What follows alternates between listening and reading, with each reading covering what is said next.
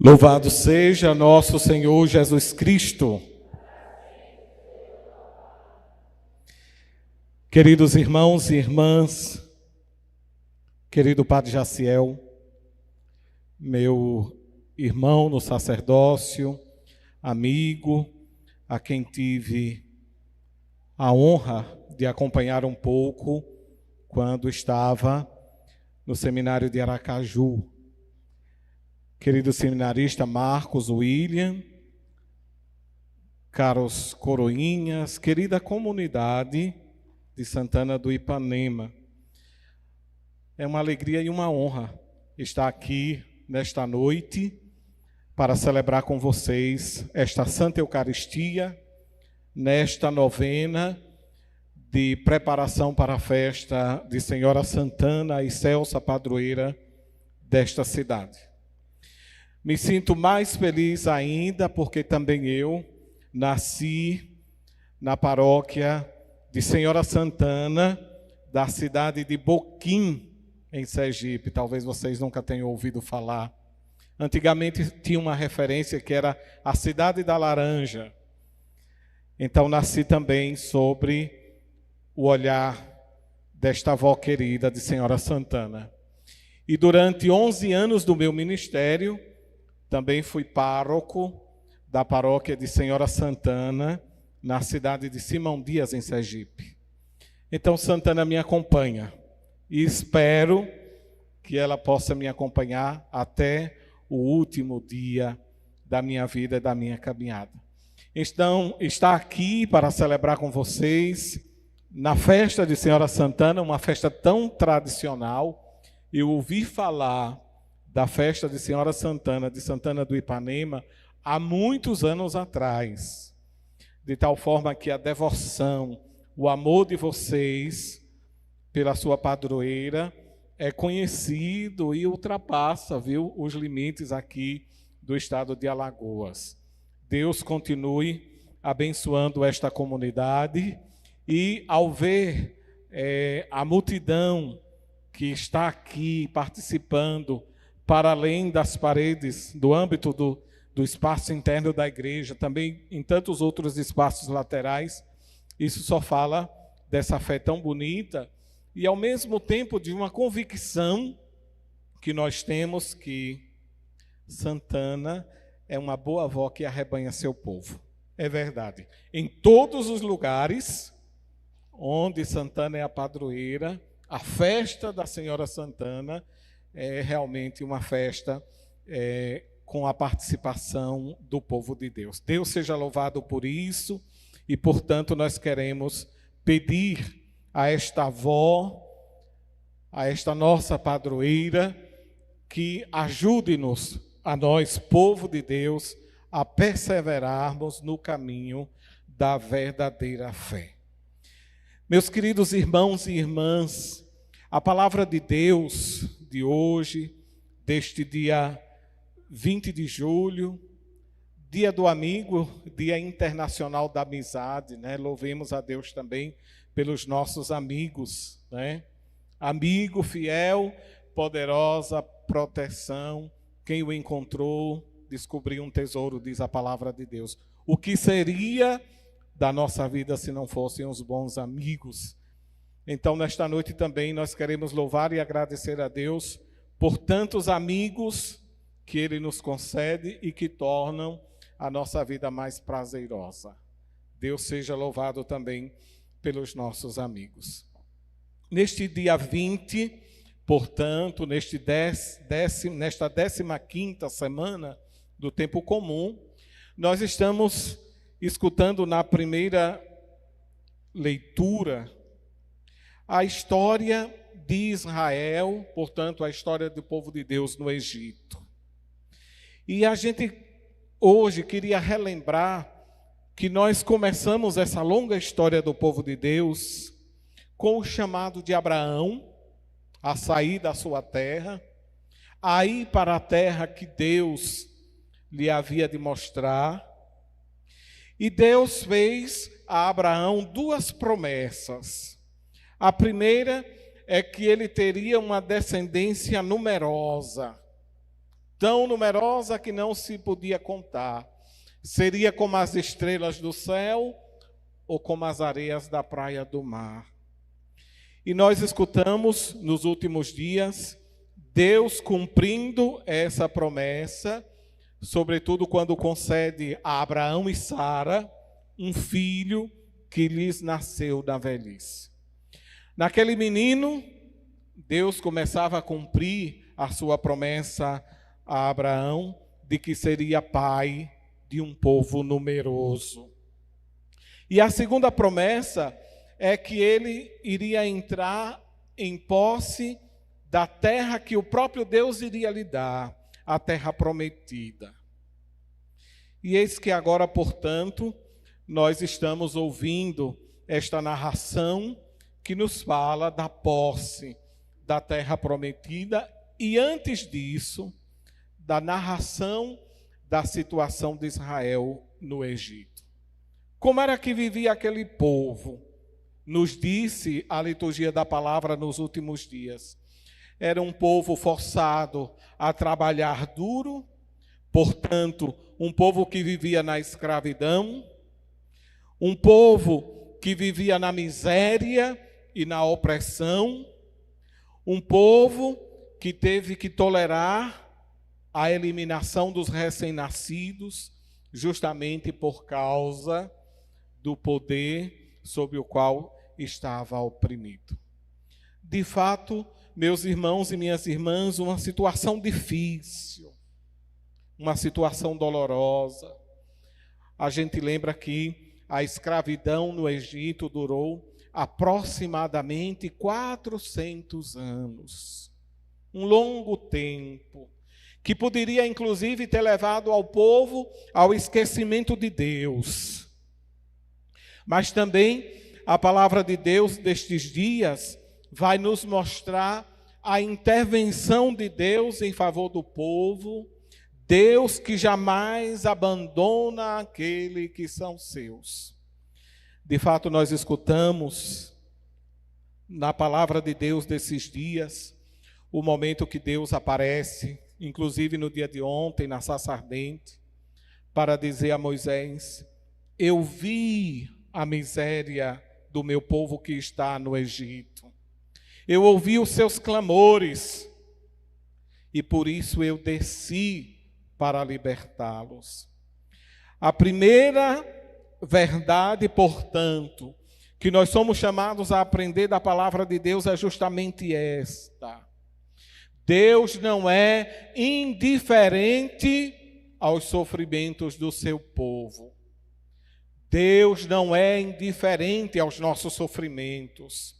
Ele é o Deus que também hoje, como outrora no Egito, continua a ver o sofrimento do seu povo.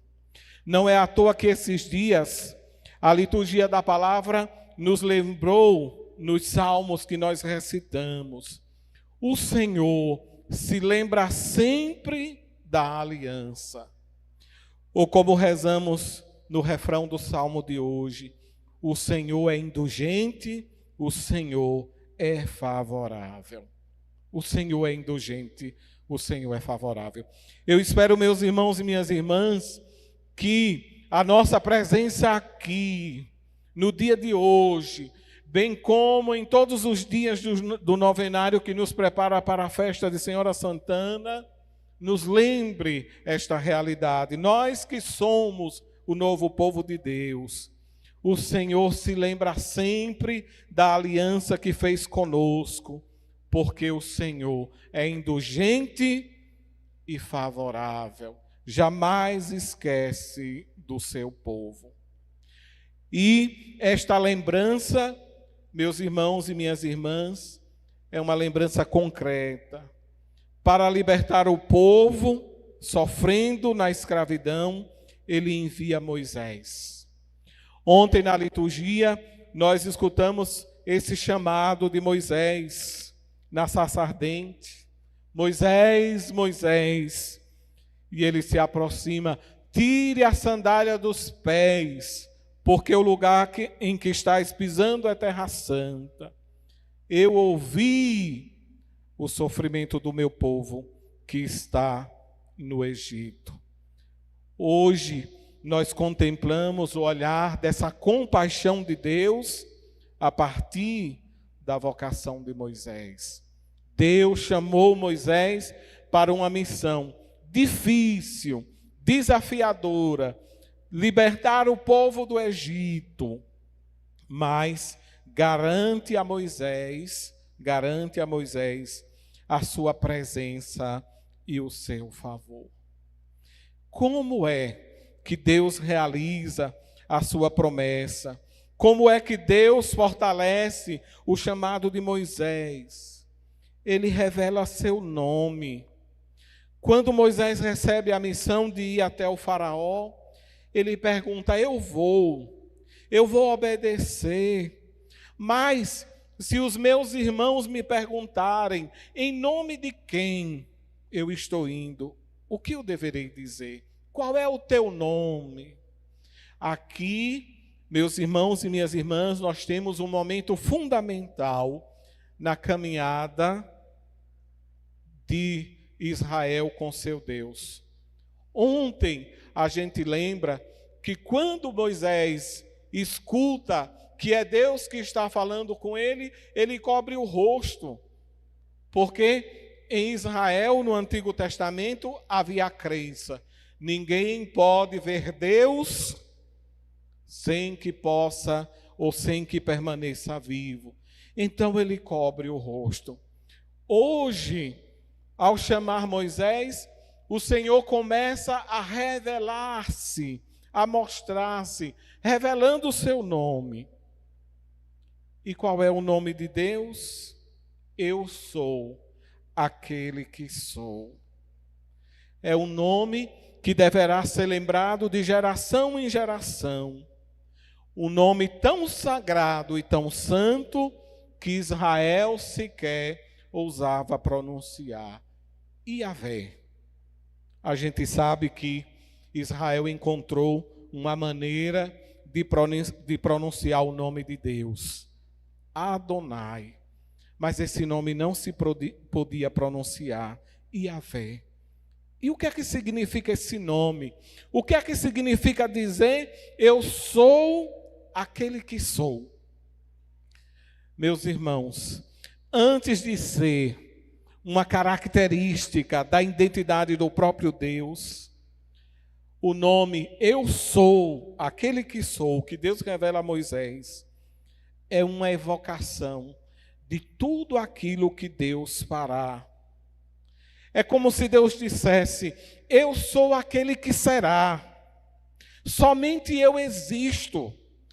Portanto, os outros deuses não existem. Apenas eu sou.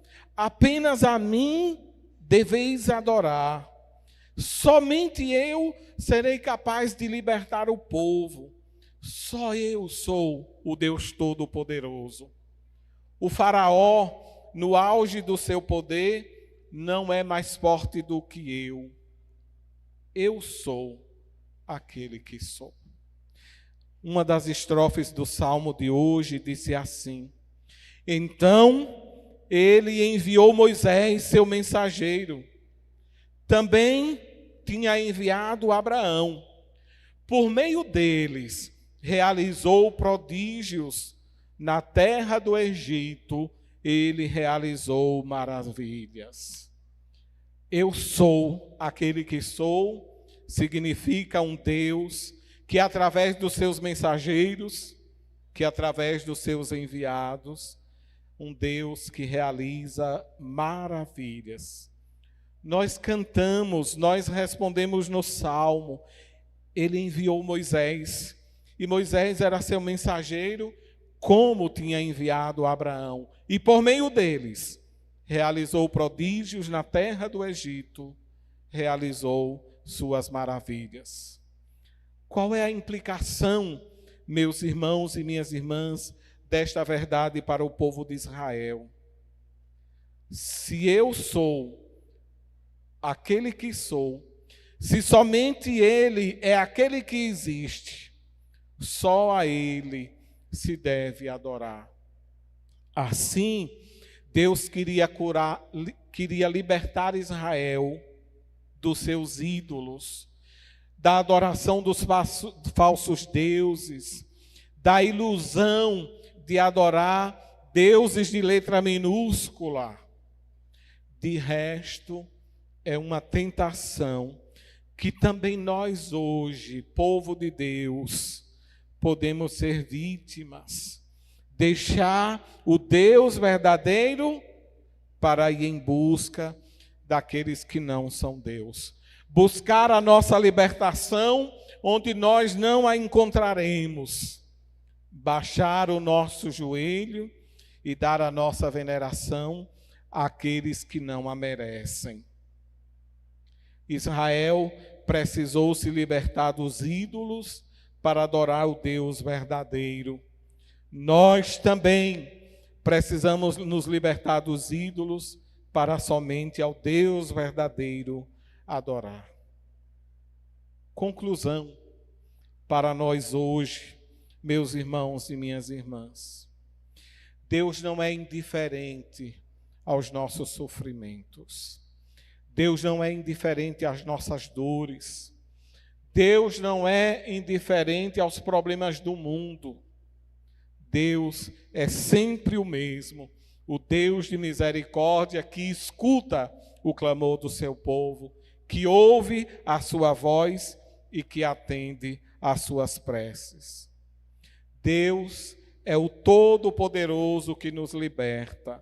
Longe de nós de buscarmos outra libertação, senão no nome de Deus. Porque também nós precisamos nos libertar dos falsos ídolos que querem nos tirar do caminho de Deus. Naquele tempo de Israel, o falso ídolo se chamava Faraó.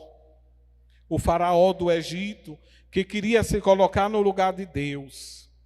Mas o Faraó, hoje, é figura de todo tipo de mal que nos oprime, das ideologias que querem sufocar a vida cristã, dos regimes políticos que querem virar as costas aos princípios e aos mandamentos de Deus, das nações opressoras que sufocam umas às outras, e principalmente do demônio que de todas as formas busca nos escravizar, sobretudo mantendo-nos numa vida de pecado.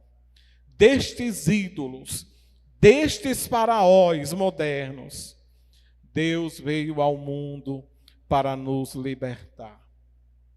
Assim, meus irmãos, nós chegamos ao evangelho de hoje. Se naquele tempo Deus revelou o seu nome a Moisés, dizendo: eu sou aquilo que sou. Hoje, Deus revela a nós o seu rosto. Hoje, Deus tem um rosto. Hoje, Deus se faz presença. Hoje, o novo nome de Deus é Jesus. Quem quiser saber quem é Deus, que olhe para Jesus. E o que é que o Senhor Jesus nos diz? Um pequeno convite registrado no Evangelho de São Mateus. Quem estiver cansado, venha a mim. Coloque sobre os seus ombros o meu fardo. Aprendei de mim, que sou manso e humilde de coração, e encontrareis descanso. Porque o meu jugo é suave e o meu fardo é leve. Que fardo é este, meus irmãos e minhas irmãs, que Deus coloca sobre os nossos ombros, que o Senhor Jesus coloca sobre a nossa vida, mas que Ele mesmo garante que é um fardo leve. O jugo dos seus mandamentos, que são o caminho da nossa liberdade, que são o caminho da nossa libertação.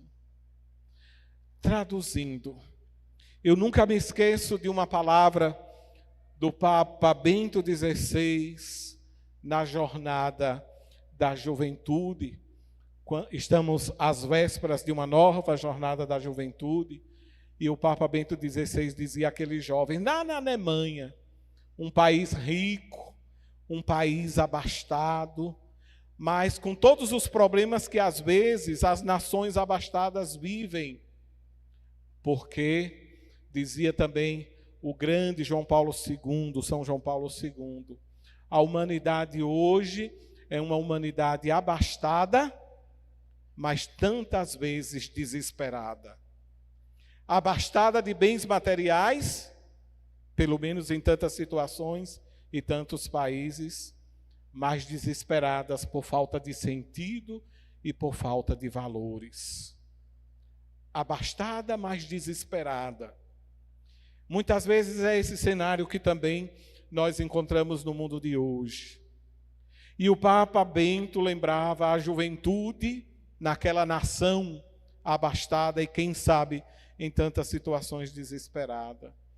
Cristo não tira nada, mas Ele dá tudo. O fardo sobre nós é justamente este, é aquele que não tira de nós aquilo que a vida tem de melhor, mas que nos dá tudo. Portanto, aquele que tem fé nunca está sozinho. Quem tem fé nunca está só. E esta é a grandeza de nós acreditarmos.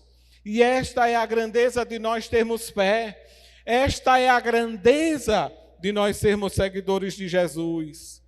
Este é o doce fardo que o Senhor Jesus coloca sobre os nossos ombros. O fardo de crer que não nos tira nada, mas que nos dá tudo. Então, vinde a mim. Que convite bonito, portanto, o Senhor nos faz na liturgia de hoje, no evangelho que nós escutamos. Vinde a mim todos vós que estáis cansados, com que nós, os cristãos, devemos nos portar perante o mundo, mansos e humildes de coração, para que nós também sejamos descanso para este mundo. Pois o jugo da fé é um jugo suave e o seu fardo é leve. O novo nome de Deus que nós agora podemos pronunciar é justamente Deus misericórdia, Deus perdão, Deus amor, Senhor Jesus. Finalmente, meus queridos irmãos, eu queria dizer uma coisa sobre a nossa devoção à Senhora Santana, a minha e a de vocês. Na minha cidade tem 2 ou 3 hinos da padroeira, mas o hino principal mais antigo só tem 2 estrofes pequenas. Antigamente a gente cantava Nossa Senhora Santana resplandecente de luz. Hoje a gente não pode dizer mais Nossa Senhora Santana, né? A gente diz Senhora Santana. Mas a gente cantava, eu me lembro criança cantando este hino. Nossa Senhora Santana resplandecente de luz, cante sempre a vossa glória, o país da Santa Cruz. Este era o refrão do hino. Mas as 2 estrofes pequenininhas dizia uma verdade que ainda hoje os devotos de Senhora Santana da minha terra guardam no coração e que eu gostaria também que vocês guardassem. A primeira estrofe diz assim: ó quanto é boa Santana, desde o berço em que aprendi, foi seu nome a melodia, o som que eu primeiro ouvi. É difícil uma família, não ensinar os valores da fé aos seus filhos, às suas crianças, de tal forma que a invocação de Santana é como aquela primeira melodia que a família de fé ensina para seus filhos, como legado também que deve levar pela vida fora. Então, fica também esse conselho, desde criança, ensinar os valores da fé, ensinar o caminho da fé, e que nesse caminho o nome de Santana seja como uma melodia que os filhos de vocês jamais esquecerão. Era a primeira estrofe. E a segunda diz assim: ó quanto é boa Santana, e quando a morte chegar, o seu nome é valia, que ao céu nos fará chegar. Ó quanto é boa Santana, e quando a morte chegar, o seu nome é valia, ao céu nos fará chegar. É isso, meus irmãos. De quando nascemos até o momento da nossa partida para o céu, nós podemos contar com esse doce nome, com essa doce valia, com esse amor carinhoso de avó e de mãe, que Senhora Santana tem por todos nós, os seus netos e também os seus filhos. Do nascimento até a morte, que o nome de Santana seja doce na boca do povo de Santana do Ipanema. Louvado seja nosso Senhor Jesus Cristo.